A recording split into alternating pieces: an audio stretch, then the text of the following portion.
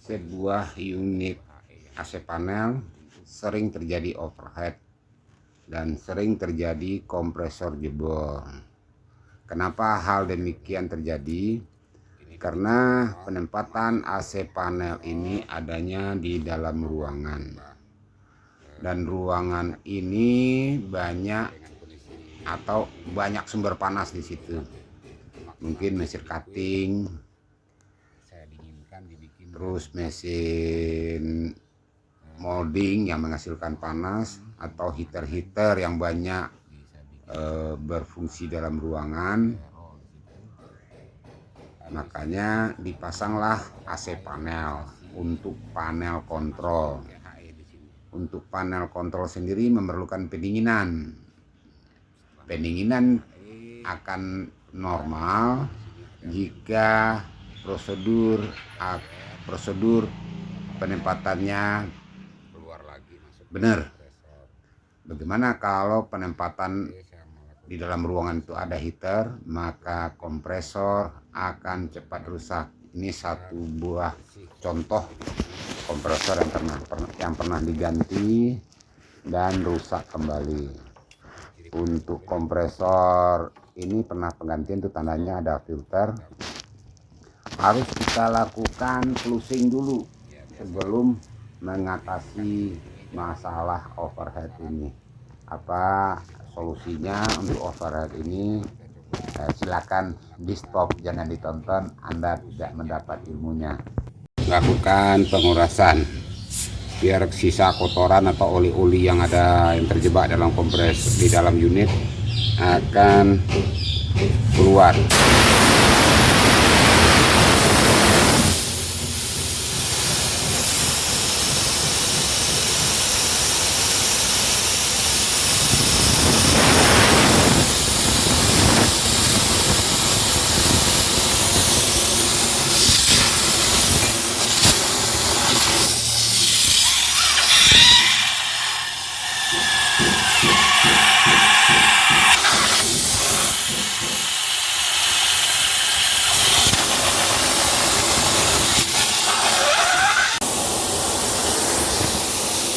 Kalau udah begini nih, kita udah aman, udah bersih.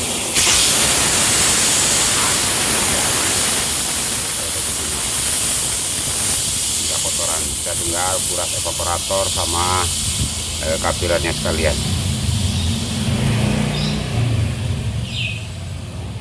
Asik, udah bersih.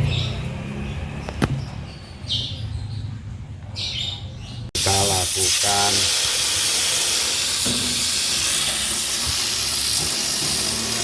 pengurasan evaporator keluar di kapiler. Kita masukin di seksen.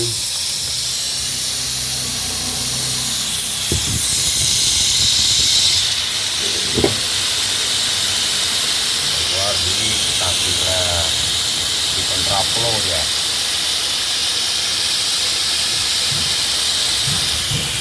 Oke, seksen naik ke atas evaporator, balik ke kapiler ke bawah. Jadi supaya kotoran pada keluar semua di evaporator, sisa oli ataupun sisa pengerasan. Dilanjut untuk pekerjaannya. Kita lakukan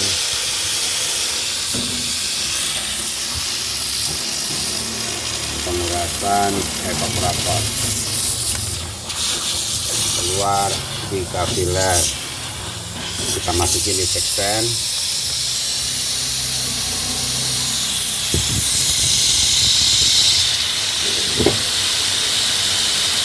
Keluar di kapiler, di kontraflow ya.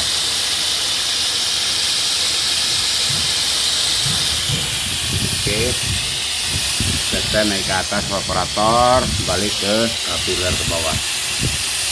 Jadi supaya kotoran pada keluar semua di evaporator, sisa oli ataupun sisa pengerasan.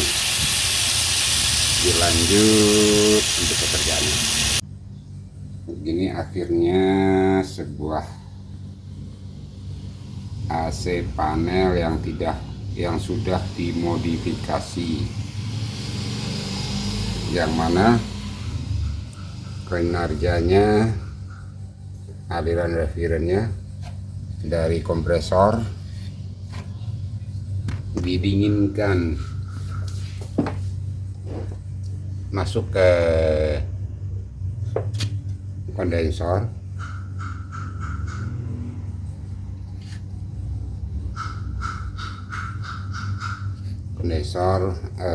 Dibuang panasnya oleh kipas, dan setelah melalui kipas, setelah didingin oleh kipas, maka akhir dari kondensor ini saya masukin ke dalam sebuah bak yang saya bikin, yang mana bak ini adalah sebenarnya bak modifikasi dari lembaran paralon. Jadi drain AC nantinya akan kita manfaatin untuk mendinginkan kondensor ini. Liquid land ini kita dinginkan juga dengan air nantinya. Kalau airnya sini tidak menimbulkan karatan ya. Kenapa tidak menimbulkan karatan? Karena airnya udah mendekati murni. Karena airnya air destilasi. Artinya air destilasi itu adalah air pengembunan yang sudah yang uap air yang diserap oleh evaporator ini. Uap air yang diserap oleh evaporator dan disalurkan ke bak penampungan. Di dalamnya ada bak penampungan juga. Setelah itu ada selang. Nah, selangnya masuk ke bak ini. Jadi air ini tidak mengandung mineral, jadi adik katanya airnya murni. Kenapa air pipa tembaga yang suka karatan? Itu dikarenakan airnya asam. Jadi maka cepat pipa tembaga ini korosi. Jangan sebuah contoh untuk bak penampungan kulkas. Ada bak penampungan juga di kondensor. Di situ saya berpikir untuk memakai sisa drain ini saya pakai untuk mendinginkan dari akhir kondensor. Kulkas. Kenapa kulkas ada sering juga terjadi bocor?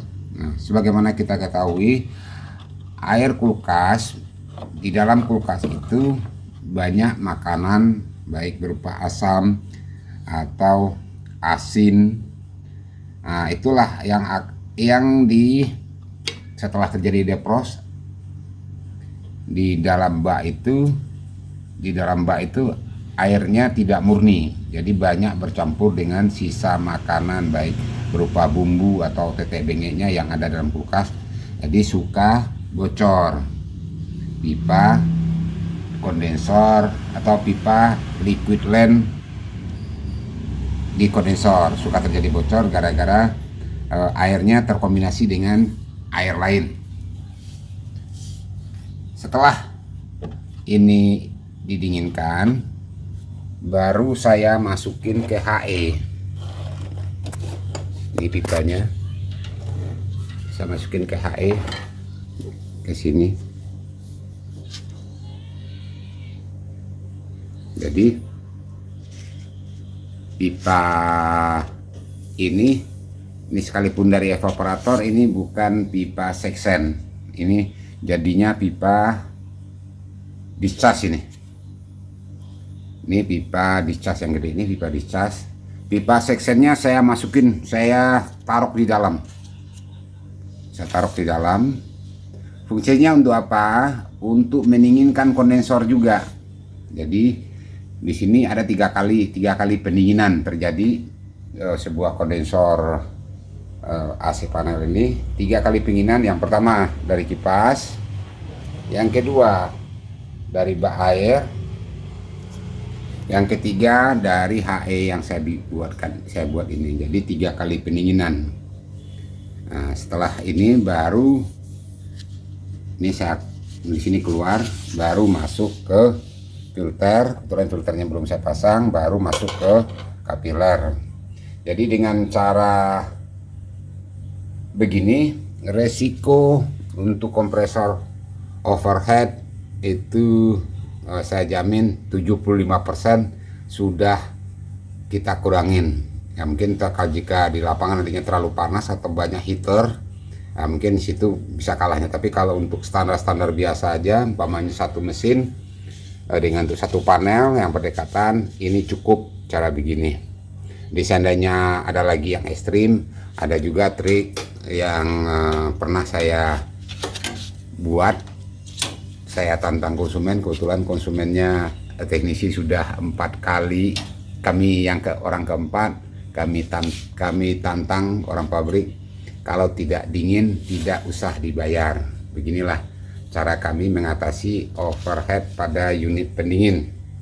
Jadi kita sebagai teknisi harus banyak belajar, baik bertanya sama teman-teman maupun sama senior yang berkompeten, apalagi banyak akademisi yang sekarang yang tidak pelit dengan ilmunya, yang suka berbagi ilmu. Disitulah kita kesempatan untuk belajar pendingin. Oke, di sini saya hanya berbagi pengalaman, mudah-mudahan bermanfaat.